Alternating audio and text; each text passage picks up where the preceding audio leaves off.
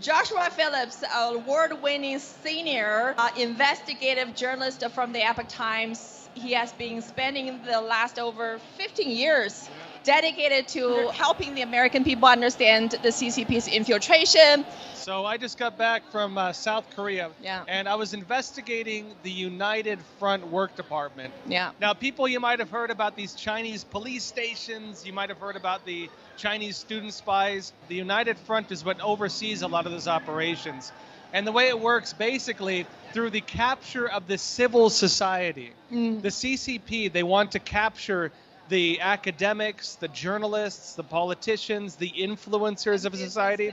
And the theory is that if the CCP can seize the civil society, the CCP seizes that society from the current government. And they use this system to create vassal states. They use this to conquer countries. I uncovered not only the United Front, but also the elements of the United Front tied in with the Chinese mafia.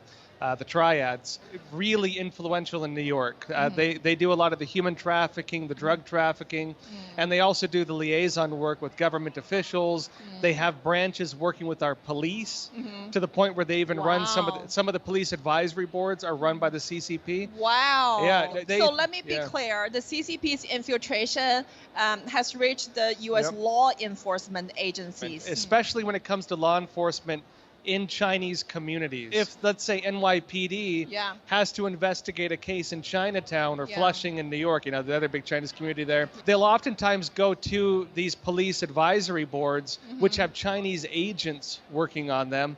And the Chinese agents will be like, no, don't go after those guys. They'll give them false information, and they'll use that to protect their own operations.